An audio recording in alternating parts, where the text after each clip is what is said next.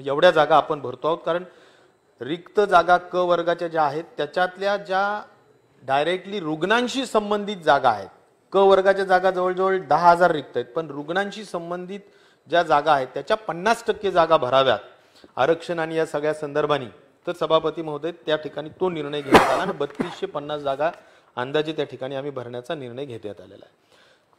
सभापती महोदय, या ठिकाणी पहिला महत्त्वाचा विषय काय असतो की आता कशा घ्यायचा, तर जे आलेल्या वेळेचा अपव्यय होऊ नये म्हणून आलेल्या अर्जांमधूनच आपण त्या ठिकाणी निर्णय घेण्यात यावी, त्यांची परीक्षा घेण्यात यावी, अशा पद्धतीचा निर्णय सगळ्यात महत्त्वाचा झाला. मग त्यासाठी कोणता मोड घ्यायला पाहिजे, तर अध्यक्ष सभापती महोदय मग IT कंपनीचा निर्णय घेण्यात आला की OMR पद्धतीने परीक्षा घ्यावी. मग त्यासाठी सभापती महोदय चीफ सेक्रेटरीच्या अध्यक्षतेखाली कमिटी गठीत करण्यात आली, ज्या कमिटीने 4 IT कंपनीजला शॉर्टलिस्ट केलं. त्या शॉर्टलिस्ट केलेल्या कंपनी मधली ही जी जिंजर नावाची जी कंपनी आहे, सभापती महोदय त्याचा GR इश्यू झाला जानेवारी महिन्यात. फेब्रुवारी महिन्यात आम्हाला कळवण्यात आलं की हे 4 कंपन्या आहेत, या 4 कंपन्यांपैकी तुम्ही तुमच्या कंपनीची निवड करा. सभापती महोदय, ही जी कंपनीची निवड झाली ही पण डायरेक्टली करण्यात आलेली नाही. त्यांना उत्तर देऊन द्या ना, का तुम्ही म्हणता म्हणून TCS. सभापती महोदय, या ठिकाणी 4ही कंपनीला माझ्याजवळ लिस्ट आहे की त्या 4ही कंपनी, एक तर 4 कंपनी चीफ सेक्रेटरीच्या उच्चस्तरीय समितीने निवड केलेल्या ह्या कमिटी आहेत, त्यातच TCS नव्हती. त्यानंतर सभापती महोदय त्यांनी काही क्रायटेरियाज ठेवल्या होत्या की अशा पद्धतीचा अनुभव वगैरे परीक्षा घेण्याचं सगळ्या बऱ्याच, त्याचाच मी वेळ घेऊ इच्छित नाही, पण ह्या 4 कंपन्या, त्यातून मग आम्ही 14 प्रश्न दिले आमच्या विभागाने आणि त्या 14 प्रश्नांमध्ये सुद्धा ऑब्जेक्टिव्ह पद्धतीनं मार्क्स देण्यात आले, ज्यामध्ये जिंजर कंपनीला 100 पैकी 98 मिळाले, इतर कंपनीला कोणाला 70, कोणाला 60, कोणाला वगैरे वगैरे मिळाले. त्याची लेखी म्हणजे आमच्याजवळ नोट पण आहे. हे सगळं अत्यंत पारदर्शकपणे याची निवड करण्यात आलेली, मी एवढंच या निमित्ताने सांगेल. आणि सभापती महोदय, त्यामुळे या पद्धतीनं आम्ही त्यांना त्या जिंजर कंपनीची निवड झाली एवढं फक्त मी सांगेल. साधारणपणे 100 प्रश्न आणि 200 मार्क, एका प्रश्नाला 200 मार्क अशा पद्धतीची मार्क्स देण्याचा विषय होता. OMR पद्धतीनं परीक्षा घ्यावी, म्हणजे ABCD अशा पद्धतीची एका प्रश्नाच्या संदर्भात ABCD लिहिलेलं असतं आणि मग जे अचूक उत्तरे त्याला गोल करायचं असतं सभापती महोदय. म्हणजे आणि यामध्ये एक सगळ्यात महत्त्वाचा विषय मेटे साहेब असा आहे की पेपर एकच नसतो. आता ह्याच्यात किती कॅडर्स आहेत सभापती महोदय? 54 कॅडर्स, 54 कॅडर्सची ही परीक्षा आहे. आता 54 प्रश्नपत्रिका आणि प्रत्येक कॅडरच्या प्रश्नपत्रिकेसाठी 4 वेगवेगळे सेट्स असतात. म्हणजे प्रश्न सारखे असू द्या, परंतु जर वेगळे सेट्सचा अर्थ प्रश्न क्रमांक 1 जर असा असेल की भारताची राजधानी काय, तर तो प्रश्न जरी 100 पैकी सगळे सेम असले तरी सुद्धा तो प्रश्न 1 नंबरचा A सेट मध्ये वेगळा असतो, B ला तोच प्रश्न 70व्या नंबरला असू शकतो, C ला तोच प्रश्न 25व्या नंबरला असू शकतो. सभापती महोदय, या पद्धतीनं वेगवेगळे सेट्स करण्यात येतात.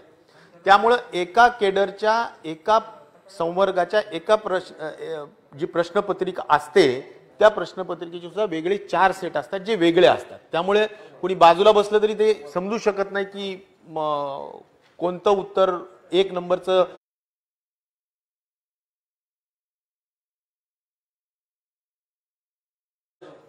उत्तर A बरोबर आहे का एक तेच उत्तर दुसरं असू शकतं. अशा पद्धतीचा मी मुद्दाम या ठिकाणी माहिती सांगतो ना. मी सगळ्या तुमचे जे 4-5 मुद्दे आहेत त्या सगळ्या प्रश्नाचं उत्तर देणारे, तुम्हाला माहिती आहे मी कुठलाही एकही प्रश्न, आणि सभापती महोदय मी या ठिकाणी सांगू इच्छितो, मला स्वतःला सभागृहालाच विचारायचं एक्झॅक्टली की सांगा काय करायचं हे, कारण प्रश्न असा आहे की 5-6 जे काही मुद्दे त्यांनी उपस्थित केले.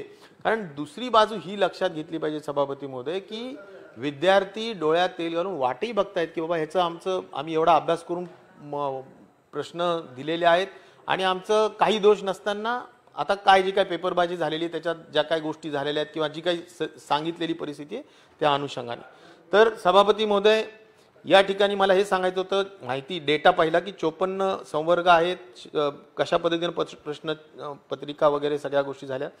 यात सभापती महोदय 4,16,000 विद्यार्थ्यांनी त्यांनी सभापती महोदय डाउनलोड केलं, म्हणजे काय म्हणायचं त्यांना अर्ज प्राप्त झाले होते आणि 2,36,000 प्रवेश पत्रिका त्या ठिकाणी हॉल तिकीट्स देण्यात आले आणि प्रत्यक्ष 1,33,000 सभापती महोदय परीक्षेला बसले. तर सभापती महोदय एकूंदर 32 जिल्ह्यांमध्ये ही परीक्षा झाली आणि 829 केंद्रांवर 829 केंद्रांवर ही परीक्षा घेण्यात आली आहे सभापती महोदय. आता या सगळ्या संदर्भाने सभापती महोदय जे तक्रारीचं स्वरूप आहे त्याच्यावर थेट येतो मी, कारण त्यात बाकीच्या ह्याच्यात वेळ घालवण्यापेक्षा. परंतु एक नक्की आहे की या ठिकाणी जी काही कंपनीला काम दिलं होतं त्या कंपनीला अतिशय आधुनिक पद्धतीनं जी प्रोटोकॉल त्यांचा असतो परीक्षा घेण्याच्या संदर्भात तशा पद्धतीच्या सूचना देण्यात आल्या होत्या की ज्यामध्ये प्रश्नपत्रिकेचं स्टोरेज असेल, त्यानंतर त्यांचं वहन करण्याची जी पद्धती असते ती, त्याला स्टील बॉक्समध्ये त्या प्रश्नपत्रिका ठेवणे, त्याला इलेक्ट्रॉनिक लॉक लावणे, त्या इलेक्ट्रॉनिक लॉक आणि संपूर्ण प्रश्नपत्रिकेच्या त्या इलेक्ट्रॉनिक लॉकला GPS पद्धतीनं कुठे छापल्या, कुठून कशा स्टोरेज झाल्या आणि कुठून कोणत्या केंद्रावर किती वाजता गेल्या, या सगळ्या बाबतीतला रेकॉर्ड, डिजिटल रेकॉर्ड कोणत्याही क्षणी कुणालाही पाहायला उपलब्ध आहे. आणि त्यामुळं डिजिटल लॉक हे सभापती महोदय कुठे उघडण्यात आलं, ते कुणाच्या समोर उघडण्यात आलं, ते परीक्षार्थी जे आहेत म्हणजे विद्यार्थी त्यांच्या सगळ्यांच्या सह्या त्या ठिकाणी घेण्यात आलेल्या आहेत का नाही, त्यांच्या व्यतिरिक्त तिथले जे इन्व्हेस्टिगेटर्स आणि संपूर्ण जे लोक असतात, मला वाटतं बोलू खाली बसून बोल लागा, त्यासाठी मी हे म्हणतो. बोलून त्यांना उत्तर घेऊन द्या ना. मेटे साहेब, मी तुम्हाला एक सांगतो, ऐका, मी सगळं बोलतो, तुम्हाला जर समाधान नाही झालं ना तर मग माझं उत्तर झाल्यावर बोल. इथं बसले तुम्ही बोला. हो, सभापती लक्ष देऊ नका, बोला. ते मला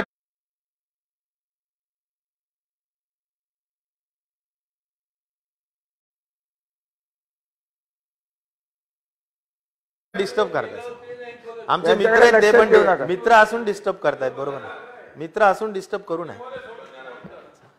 मित्र असताना डिस्टर्ब करू. तुम्ही डिस्टर्ब केलं तर ते सोडतील. काहीही चुकीचं होणार नाही. तुम्ही म्हणतात ते बरोबर. हा आग्रह कुठला हो तुमचा? तुम्ही राजेश भैया नाही, तुम्ही भैया साहेबांबद्दल खात्री दिली आहे ना. नाही, तुम्ही बोला. तुम्ही काही बोला. हो, बोला. सभापती महोदय, मी या ठिकाणी सांगेल की सभापती महोदय जे आता महत्वाचे म्हणजे कशा पद्धतीने हे आधुनिक पद्धतीने हे करण्यात आलेलं आहे हे मी मुद्दाम माहिती म्हणून सांगितलं. त्याचा सगळा रेकॉर्ड कसा उपलब्ध आहे हे मी माहिती म्हणून सांगितलं आणि कायमस्वरूपी उपलब्ध राहील, त्यात काही वादाचा विषय असण्याचं कारण नाही. आता महत्वाच्या तक्रारीवर येऊ. 5-6 तक्रारी आहेत, त्या प्रत्येक तक्रारीचं 1-1, 2-2 ओळीचं मी उत्तर या ठिकाणी देऊ इच्छितो. पहिलं सभापती महोदय या ठिकाणी असं आहे की 2-3 असे प्रश्न आहेत की ज्या संदर्भात आपण पुन्हा परीक्षा घ्यावी का, हा एक महत्वाचा विषय.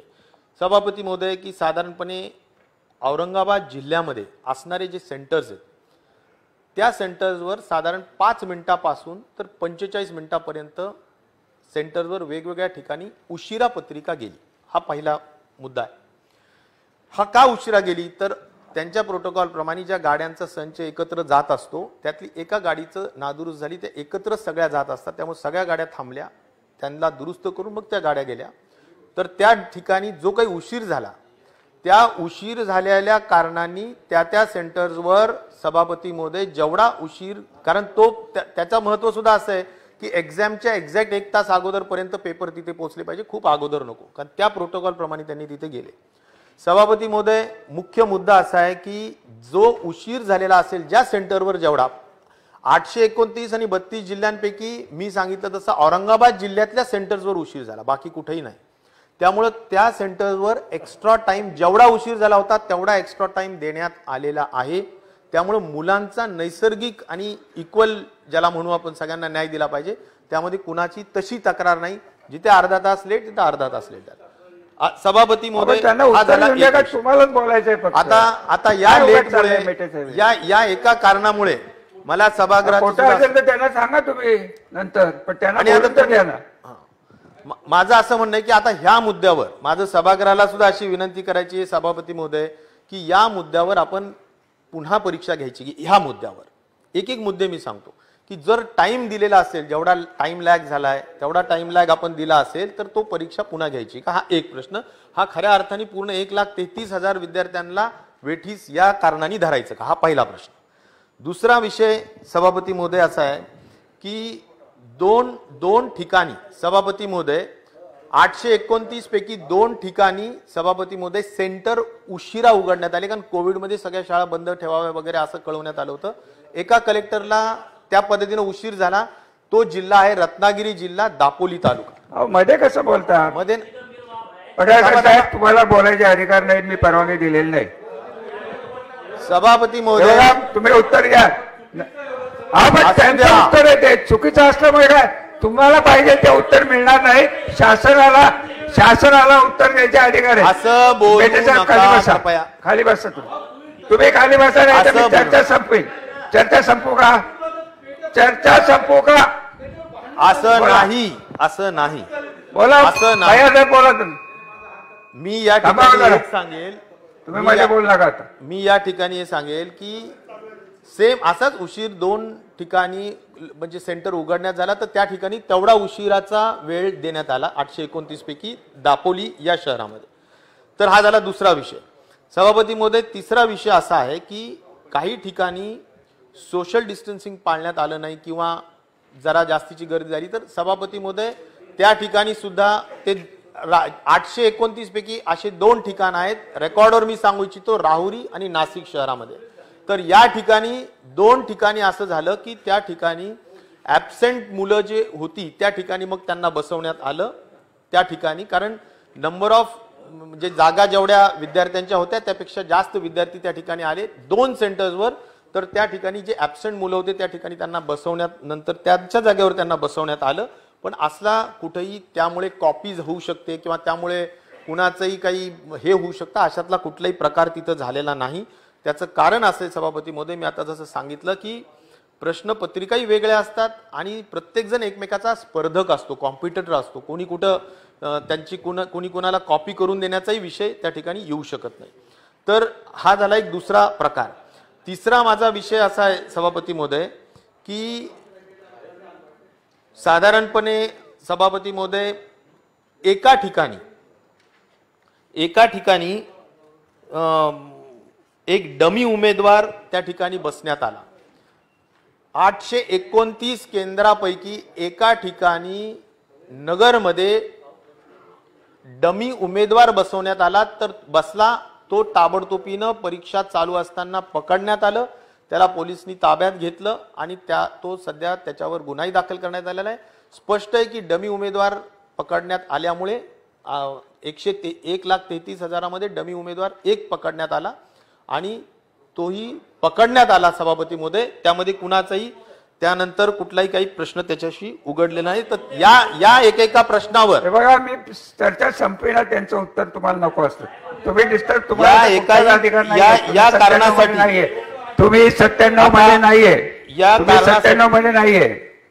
या कारणासाठी परीक्षा रद्द करायची का? एक डमी उमेदवार होता म्हणून काय बोलायचं ते बोला. एक उमेदवार डमी सापडला म्हणून रद्द करायची का? उशीर झाला म्हणून रद्द करायची का? त्यांना जो काही वेळ वाढून देण्यात आला आणि योग्य पद्धतीने त्यांची परीक्षा घेण्यात आली म्हणून पूर्णच परीक्षा रद्द करायची का? हा माझा सभागृहाला आणि सन्मान्य सदस्यांना सुद्धा या निमित्ताने माझा प्रश्न आहे. दुसरं सभापती महोदय, असा आता 2 महत्वाचे जे विषय राहिलेले आहेत ते म्हणजे सभापती महोदय साधारणपणे जे सांगण्यात आलं की उत्तरपत्रिका कोऱ्या. आता उत्तरपत्रिका कोऱ्या दिल्या अशी तक्रार आमच्या तक्रारींपैकी कुठेही नाही. जी तक्रार असेल त्या तक्रारीची खात्री आम्ही नक्की करू.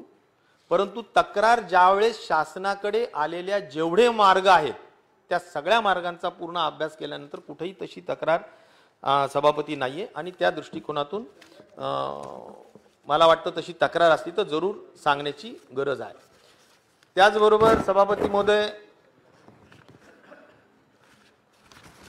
या सगळ्यांच्या व्यतिरिक्त आता जो महत्त्वाचा विषय सांगण्यात येतोय की उत्तर पत्रिका जी काही फुटल्या, तर त्या बाबतीत मी एवढं सांगेल की औरंगाबादमध्ये चिकलठाण्यामधली जी शाळा होती त्या ठिकाणी सभापती महोदय एका विद्यार्थ्याला परीक्षा केंद्रावर ॲक्च्युअल तो परीक्षेला जात असतानाच त्याला इलेक्ट्रॉनिक गॅजेट्स वगैरे, त्याला इथं असा कॅमेरा बसवलेला असं पकडलं, त्याच्या कानामध्ये काही त्याला इयरफोन्स वगैरे होते, त्याला पकडलं, त्यांनी परीक्षा सुरू करण्याच्या अगोदर त्याला पकडलं, त्यामुळे त्याच्याकडून पेपर गेला अशातलाही कुठला प्रकार झालेला नाही. परंतु त्याच्याकडून लगेचच हे पण वधवून घेण्यात आलं परीक्षा की कुठेतरी एक सेंटर आहे औरंगाबादमध्ये खोकडपुऱ्यामध्ये की ज्या ठिकाणी एक संस्था किंवा एक सायबर कॅफे तिथे काही प्रश्नपत्रिका मागून घेऊन उत्तरपत्रिका देणार आहेत. त्याच्याकडून ते कळाल्यानंतर तिथे ताबडतोबीनं पोलिसांनी छापा मारला, त्यांना संपूर्ण 2-3-4 लोकांना पकडले, ते संपूर्ण अटक आहेत. त्यांच्याकडे जे काही कागदपत्र आहेत ते हातात घेतलेत. त्यातून जे लक्षात आलेलं आहे सभापती महोदय, हे बघा एक मिनिट बस. हे बघा मी तुम्हाला पडळकर साहेब नीट दोनदा सांगितलेलं आहे की 97च्या चर्चेत ज्यांचे नाव आहेत त्यांनाच भाग घेता येतो. ही काही सार्वजनिक 200, पण त्याला मी तुम्हाला नाही म्हणलंय. त्यामुळे माझे हे पूर्ण अधिकार आहेत, तुम्हाला बोलता येणार नाही. तुमचा नाही नाही नाही मी रेकॉर्डवर घेणार नाही. तुम्ही खाली बसा, तुम्ही खाली बसा. काय कबूल करतो मी काहीच कबूल करत नाहीये, मी ते सांगतो. अहो कबूल करायला तुम्ही आले बसलेत का? त्यांना त्यांचे योग्य उपाय ते सांगतायत. तुम्हाला पटत नसलं तर तुम्हाला मार्ग मोकळे आहेत. मेटे साहेबांनी सांगितलंय, त्यांचं उत्तर मान्य नाही झालं तर कोर्टात जातील, ते जातील. मग सरकार देतंय ना उत्तर, सरकारला उत्तर तर देऊन द्या. सभापती महोदय, या ठिकाणी ज्या लोकांना पकडण्यात आलेले आहेत त्यांच्याकडे जे कागदपत्र हस्तगत करण्यात आलेले आहेत त्यामध्ये सभापती खाली बसून न बोलण्याची सवय कृपा करून सुरुवातीपासून लावू नका. मला महत्वाचं कन्क्लुझिव्ह सांगतो जरा. मी या निमित्ताने एक सांगेल की एक आरोग्य अधिकारी नावाचं एक चला बाहेरच्या वाटपात, हा ते सांगतो, आरोग्य सेवक आणि सभापती महोदय या ठिकाणी ड्रायव्हर, ह्या दोन जे संवर्ग आहेत त्याचे 10वीच्या बेसवर ह्याचा परीक्षा असते, तर त्यांची प्रश्नपत्रिकेतले काही म्हणजे जसं 100 प्रश्न असतात त्यातले 5-25 प्रश्न त्या लोकांच्या पर्यंत पोहोचले होते. ही वस्तुस्थिती पोलिसांनी, आयोग जो चर्चा करतोय त्यांनी मला सांगितली. या सगळ्या गोष्टींच्या व्यतिरिक्त म्हणजे त्यांनी त्यानंतर कुणाला उत्तर देऊ शकलेत का, खरोखर त्यांनी तिथून काही तयार करून काही कळवलंय का वगैरे वगैरे, ह्या बाबतीत कुठेही काही नाही. कारण हा सगळा प्रकार प्रश्नपत्रिका म्हणजे तुमचे परीक्षा 10 ते 12 या दरम्यान जो चालू होता त्याच दरम्यान छापा टाकून पकडला आणि सगळ्या गोष्टी झालेल्या आहेत. त्यामुळे सभापती महोदय त्यांच्याजवळ जे आले ते 2 कॅडरचे प्रश्न काही प्रमाणात सभापती महोदय ते त्या ठिकाणी गेलेले होते आणि त्या 2 संवर्ग 54 संवर्गापैकी 2 संवर्गाचे प्रश्न काही प्रमाणात तिथे पोहोचले होते. ज्याचे उत्तर गेलेत का नाही या सगळ्याच बाबतीतली पोलीस चौकशी करतायत, परंतु प्राथमिक कुठलाही नाही. आणि त्यामुळं सभापती महोदय माझं एवढंच या निमित्ताने सांगणं आहे की ह्या 2 कॅडरची परीक्षेचा निकाल जोपर्यंत संपूर्ण चौकशी होत नाही तोपर्यंत थांबवला पाहिजे असं शासनाचं मत आहे.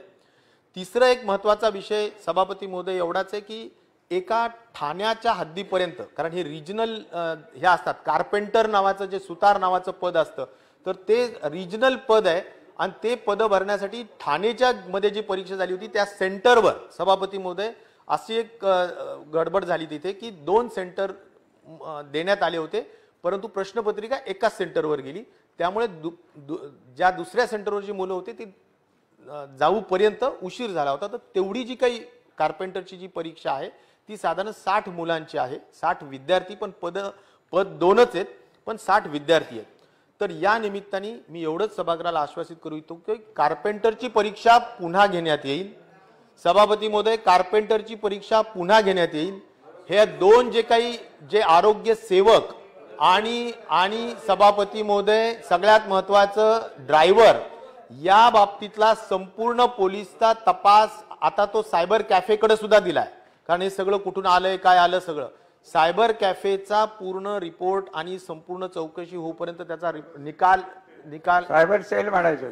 सायबर सेलकडे दिलेला आहे आणि सायबर सेलकडे दिलेला आहे, त्यांचा रिपोर्ट येऊ द्या. आणि म्हणून ह्या 3 कॅडर्सचं आम्ही निश्चित प्रकारे निकाल थांबवलाच पाहिजे, थांबवणारच आहोत. परंतु इतर जे काही कॅडर्स आहेत त्या बाबतीतलं मला सभागृहाच्या सन्मान्य सदस्यांना आणि सर्व सभागृहाला पूर्ण आदरपूर्वक सांगायचंय, कुणालाही काही माहिती मला जरूर कळवावं. परंतु तक्रारी जेवढ्या आल्या ज्या कॅडर्सच्या संदर्भात आहेत त्या कॅडरच्या संदर्भातल्या ज्या गोष्टी आहेत, बाकीच्या सगळ्या संदर्भातला मला निकाल लावायला अडचणीचा विषय असू शकत नाही. माननीय मंत्री महोदयाचा तुम्हाला बोलताच येत नाही. खरंच मोठा सत्कार केला पाहिजे, त्यांचा सत्कार यासाठी केला पाहिजे. जेवढे मुद्दे सभापती महोदय मी मांडले ते सगळे झाले नाही, पण काही प्रमाणात झाले. म्हणजे काय झालं, प्रत्येक गोष्ट सभापती महोदय. मेटे साहेब माझं ऐका, तुम्हाला मदत करतो. एक मिनिट. ही गोष्ट उशीर झाला का मी मान्य नाही केलं नाही, काही सेंटरला झाले, पण त्याचा अर्थ पूर्ण परीक्षा घ्यायची का, तर त्याचं उत्तर माझ्या दृष्टिकोनातून नाहीये. ते तुम्ही कोण विचारणार, शासनाचा निर्णय आहे. भैयासाहेब मी उत्तर देतो. आणि अर्धा तास आपण एक्सटेंड करून दिला. मंत्री महोदय जरा बसा जरा एक मिनिट. मेटे साहेब मंत्री महोदय सुस्पष्ट बोललेले, त्यांना जे वाटलं शासनाचा जोर. जरा एक मिनिट ऐका माझं. इतकंही बोललेत की कोणाच्या तक्रारी या परीक्षेविषयी विथ पुरावा असतील, विथ एव्हिडन्स असेल तर त्यांच्याकडे द्यावा. माझे मंत्र्यांना